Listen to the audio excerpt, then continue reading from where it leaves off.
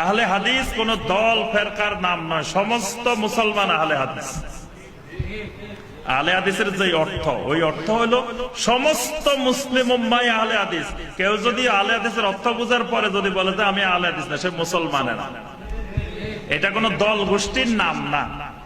এটা আব্দুল কাদের জিলানী রাহিমাহুল্লাহ, তারপরে বড় বড় ইমামেরা, ওনারা সবসময় ওনাদেরকে জিজ্ঞাসা করা হতো যে জমিনে হকপন্থী কারা, তারা বলতেন যে হুম আসহাবুল হাদিস, হুম আহলুল হাদিস, যারা হাদিসের অনুসারী তারাই হকপন্থী। আচ্ছা, এই প্রসঙ্গে আরেকটা কথা বলা দরকার। অনেক ভাই মাঠে ময়দানে বলেন, কয় আহলে হাদিসেরা খালি হাদিসের অনুসরণ করে, কোরআন মানে না। এরকম কথা শুনছেন না? এটা আরেক বড় ধরনের মিথ্যা কথা। আল্লাহ তাদের এই গুনাহকে মাফ করে দিন। কারণ জেনে শুনে যদি বলেন, ঈমান চলে যাবে। কারণ তিনি একা বিশ্বাস করতেছেন না, আরো মানুষের সামনে মিথ্যা প্রচারণা চালাচ্ছেন। এটা বড় ধরনের গুনাহের কাজ। মুসলিম উম্মাহর মধ্যে দলাদলি সৃষ্টি করতেছেন। আহলে হাদিস মানে কোরআন মানে না, জিনিসটা এরকম না। হাদিস বললে কোরআনকেও বুঝায়, সুন্নাহকেও বুঝায়। হাদিস মানে কোরআন, হাদিস মানে সুন্নাহ। বুঝতে পারছেন? কেউ যদি বলে আমি হাদিস মেনে চলি, তার অর্থ হলো তিনি কোরআনও মেনে চলেন, সুন্নাহও মেনে চলেন, দুইটাই মেনে চলেন। এই জন্য আমি আপনাদেরকে আয়াতগুলো বলে দিই, কোন কোন আয়াতে আল্লাহ সুবহানাহু ওয়া তাআলা হাদিসকে, কোরআনকে হাদিস বলছেন। সূরা আন-নিসার 87 নম্বর আয়াত আল্লাহ পাক বলছেন, ওয়ামান আসদাকু মিনাল্লাহি হাদিসা। আল্লাহ সুবহানাহু ওয়া তাআলা থেকে হাদিস বলার ক্ষেত্রে সত্যবাদী আর কে হইতে পারে? এখানে ইবনে কাসির সহ সমস্ত তাফসীর খুলে দেখেন, এই হাদিস মানে কোরআন। কোরআনকে আল্লাহ পাক হাদিস বলছেন। সূরা আল মুরসালাতের 50 নম্বর আয়াত আল্লাহ পাক বলছেন, ফাবিআইয়ি হাদিসিন বাদাহু ইউমিনুন। এরপরে তারা কোন হাদিসের উপরে ঈমান আনবে? এই ফাবিআইয়ি হাদিসিন মানে কোরআন। সূরা আল জাসিয়ার 6 নম্বর আয়াত আল্লাহ পাক বলেন, ফাবিআইয়ি হাদিসিন বাদাল্লাহি ওয়া আয়াতিহি ইউমিনুন।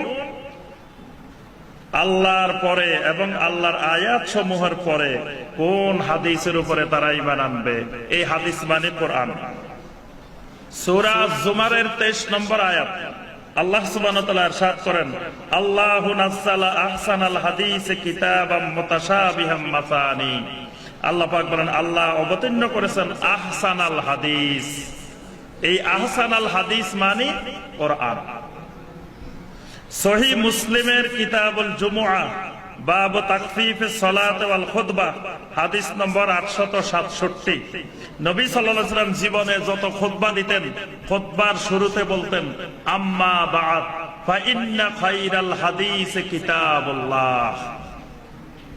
যে আম্মা বা'দ ফা ইন্না খায়রাল হাদিস, সবচেয়ে উত্তম হাদিস হলো কিতাবুল্লাহ, আল্লাহর কিতাব। আরেকটা রওয়ায়াত হলো, যে রওয়ায়াতটি বুখারীতে আসছে, মুসলিমে আসছে, নাসাইতে আসছে, আবু দাউদে আসছে, ইবনে মাজাহ আসছে, আহমদে আসছে, মুসনাদ ইমাম আহমদে আসছে, সুনান আদ-দারমিতে আসছে, ফা ইন্না আসদাকাল হাদিস কিতাবুল্লাহ। কোন রওয়ায়াতে আসছে ফা ইন্না খায়রাল হাদিস, কোন রওয়ায়াতে আসছে আসদাকাল হাদিস। আপনারা এই আয়াতগুলো, হাদিসগুলো মনে রাখবেন। কেউ যদি, কোন ভাই যদি বলে যে এরা হাদিস মানে কোরআন মানে না, তো এই আয়াতগুলো সম্পর্কে আপনারা নলেজ থাকলে সুবিধা হবে বলতে, যে এই আয়াত এবং হাদিসে কোরআনকে হাদিস বলা হয়েছে। সুতরাং কেউ যদি বলে আমি হাদিস মানি, তার অর্থ হলে তিনি কোরআনও মানেন, সুন্নাহও মানেন। আরেকটা অপপ্রচার আছে এর সাথে, ওটাও বলে দিই। সেটা হলো, কেউ কেউ বলে যে এরা সব হাদিস মানে, সুন্নাহ মানে না, সুন্নত মানে না, হাদিস মানে। মানে সব হাদিসের উপরে আমল করা সম্ভব না। তাহলে বলে দাও দুনিয়ার উম্মতেরা হাদিস মানা সম্ভব না। সুতরাং আমরা সব হাদিসের উপরে আমল করি না, খালি আমল করি সুন্নতের উপরে। নবী সাল্লাল্লাহু আলাইহি ওয়াসাল্লাম তো 11টা বিয়ে করছেন, সেটাও তো হাদিসে আছে। তোমরা বাবা 11টা বিয়ে করো না কেন? এই কথা শুনছেন?